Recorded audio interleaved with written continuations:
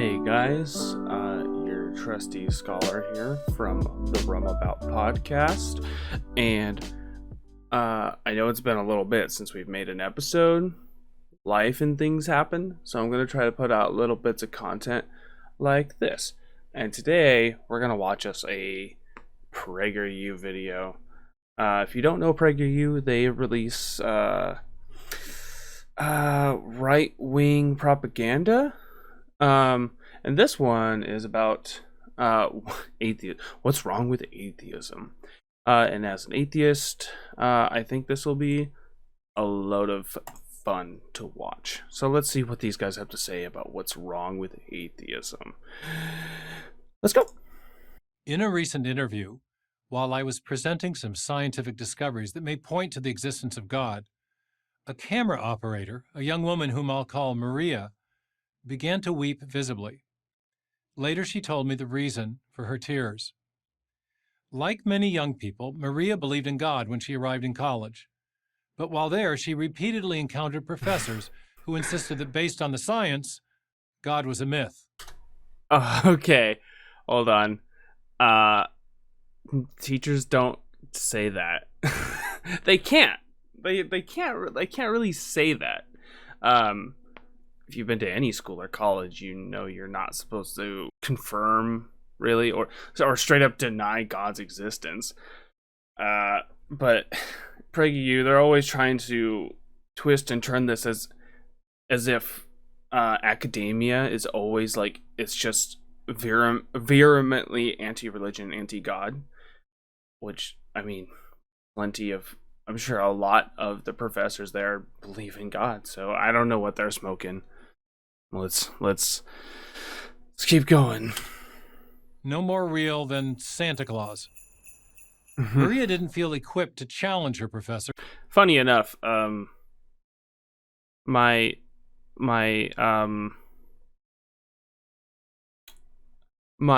disbelief in Santa, the day, when I realized Santa wasn't real, that very quickly led me down the path of atheism, oddly enough, because then it got me, if this thing I've always believed in isn't real, it just got me to question a lot of things. And by the age of like 12 or 13, I was like, I don't believe in God. If Santa isn't real. And then I started thinking, like, okay, why do I believe in my God, this God? And there's all these different beliefs, all these different religions. How do I know those ones aren't right? And then I realized they basically all had the same reasons and evidence, which kind of negates all of them, because not all of them can be right, but all of them could be wrong. And I also realized that when I compare these religions, these ideas to reality, nothing seemed to match. So, thanks, Santa. She eventually left college with nagging doubts about her faith and wondered whether life, including her own life, might be nothing more than a cosmic accident. Many young people... Funny enough, the discussion does come up in philosophy class, and some people leave philosophy class thinking like, uh-oh, and they start questioning everything. Questioning things is a good thing, but our professor never once said like that God didn't exist or God does exist. He would never do that. I actually have no idea if he's, to this day, if he believes in God or not. And that's probably the way it should be. His beliefs shouldn't factor in at all.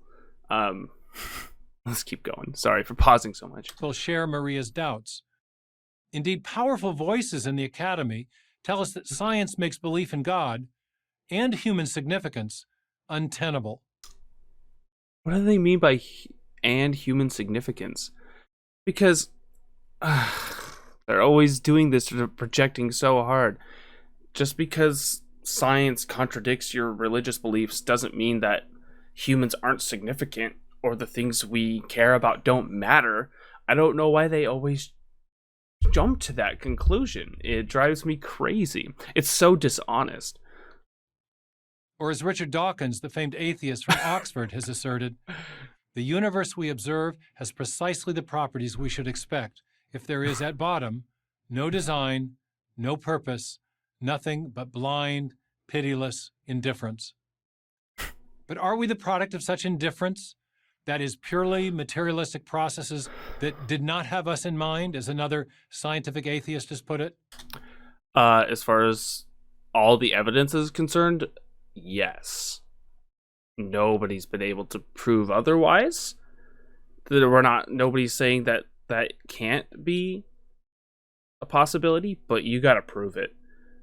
Not only do you have to prove it, but you have to even prove that it's possible, which nobody's done either. Does the universe have the properties we should expect if this all there is matter vision of reality is correct? Perhaps not. 3 major scientific discoveries contradict the expectations of scientific atheists. Okay, I wonder what those could be. Okay, watch them twist actual science into their narrative. And point instead in a distinctly God-friendly direction. First, the Big Bang. Hold on. Discoveries in observational astronomy and developments in theoretical physics have revealed that the universe had a beginning. As far as we know, our known universe has had a beginning, but we do not know what was before the Big Bang. Watch this guy assert his conclusion without evidence. This is contrary to the expectation of scientific materialists who long portrayed the universe as eternal and self-existent, and therefore in no need. Okay, so it could still be eternal and self-existent. We don't know what was before the Big Bang. It could have just been more universe, and this is its way of restarting. We don't know. And this guy's pretending like scientists, they can change their minds based on new evidence. But okay. An external creator. This evidence for a beginning has instead confirmed the expectation of theists. Nobel laureate Arno Penzias helped make a key discovery, establishing a... I'm trying not to be annoying, but it's just... it's so annoying. Cosmic beginning.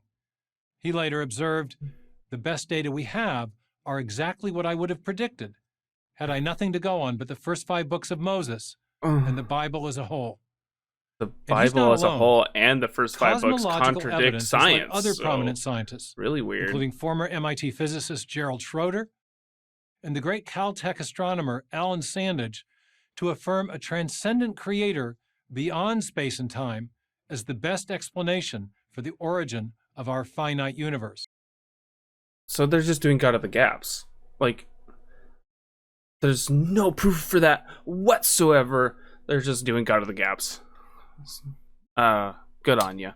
Second, fine-tuning. We live... I'm just going to let him continue. In what Australian physicist Luke Barnes calls an extremely fortunate universe, where fundamental laws and physical parameters have somehow been fine-tuned with just the right strengths and values. I can't believe they're making this argument. The incredible the arguments they make have been debunked for so long, and they're so... against this happening by chance has led even agnostic and atheistic physicists to marvel. You still have to prove it. He's literally doing the puddle meme. Oh, look how this hole fits me perfectly and not the other way around. I guess that's see, we fit the universe, not the other way around. As British physicist Paul Davies has exclaimed, the impression of design is overwhelming.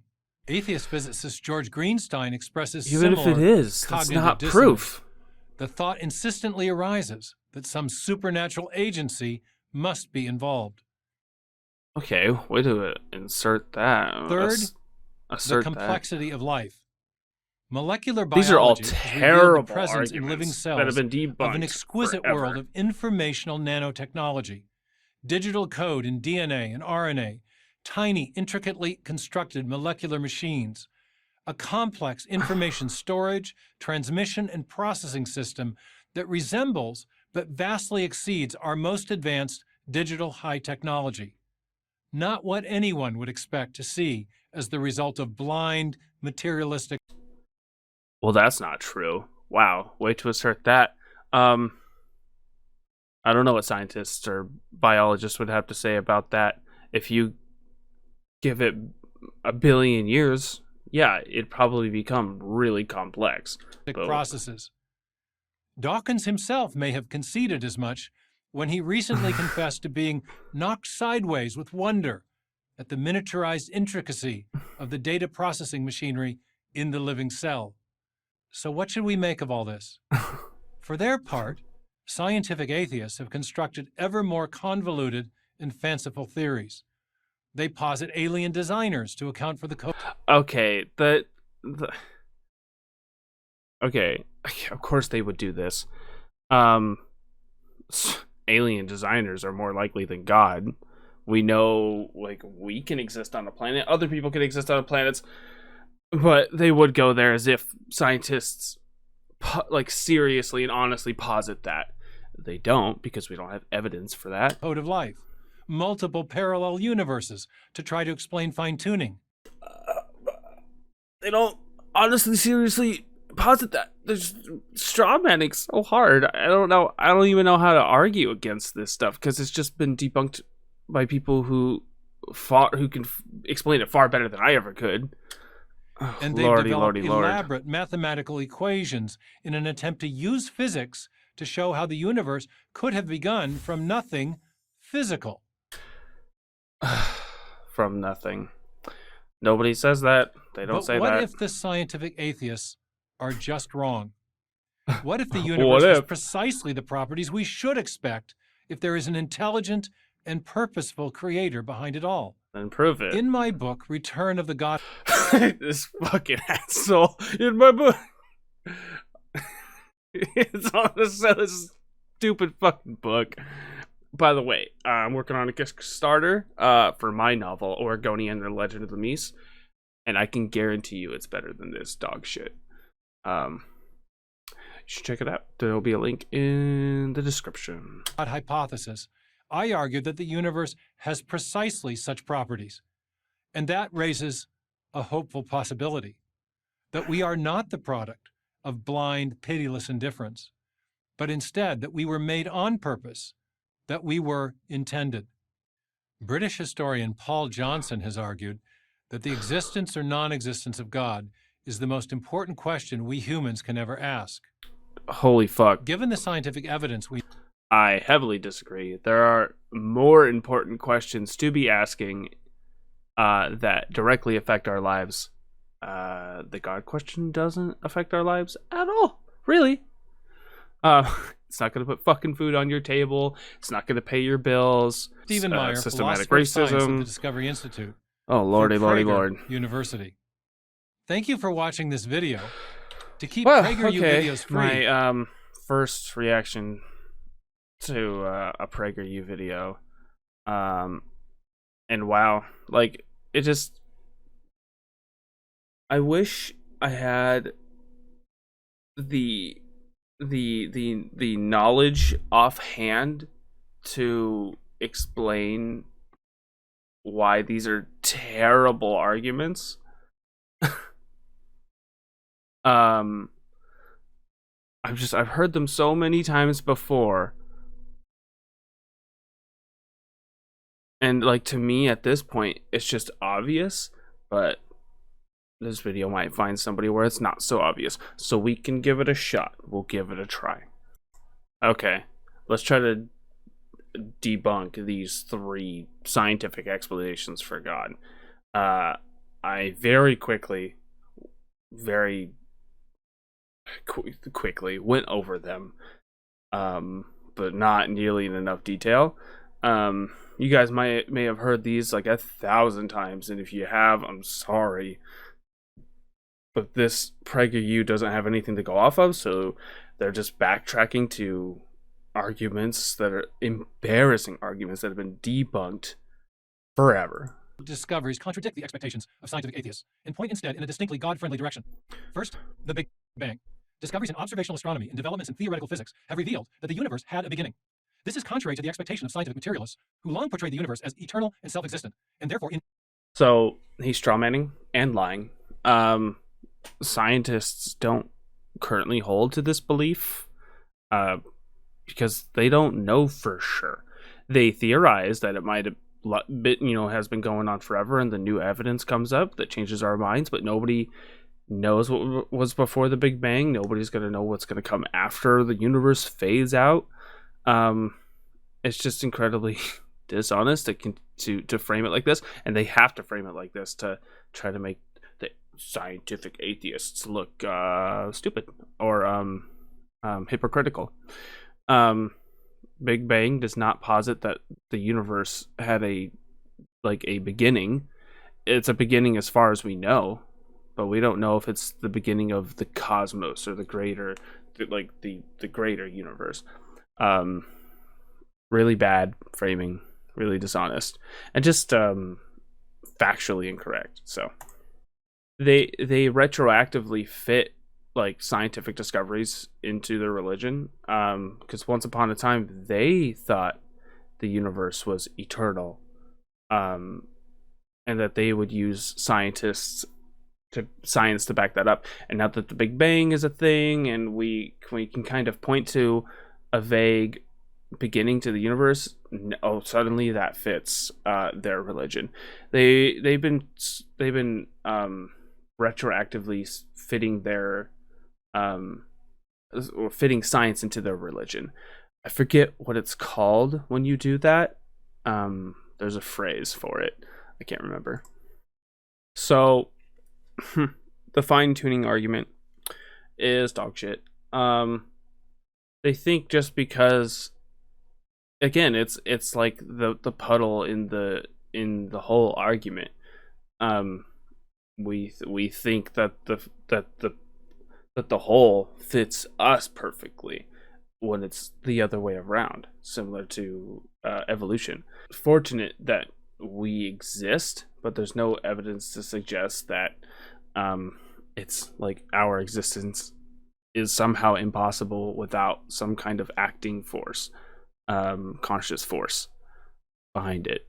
Fundamental laws and physical parameters have somehow been fine-tuned with just the right strengths and values to make life possible. The incredible odds against this happening by chance has led even agnostic and yeah, it's quite remarkable that we have occurred.